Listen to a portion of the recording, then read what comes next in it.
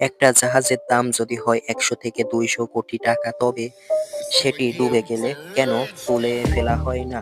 অবাক করা বিষয় হলো, জাহাজ আবিষ্কারের পর থেকে এখন পর্যন্ত প্রায় ৩০ লাখ জাহাজ সমুদ্রে ডুবে গেছে, যার বর্তমান বাজার মূল্য দাঁড়ায় প্রায় $৬০ বিলিয়ন বা বাংলাদেশি টাকা ৭,২০,০০০ কোটি টাকা। তাহলে এত দামি জাহাজগুলো কেন উদ্ধার না করে সাগরে তলায় ফেলে রাখা হয়?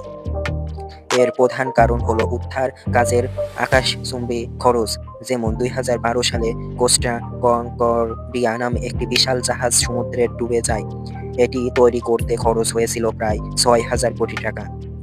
কিন্তু অবাক করা বিষয় হলো, সমুদ্র থেকে এটি উদ্ধার করতে খরচ হয়েছিল প্রায় ২৩,০০০ কোটি টাকা। অর্থাৎ জাহাজটি নতুন করে বানানোর চেয়ে উদ্ধার করতেই ৩ গুণেরও বেশি টাকা খরচ হয়েছিল।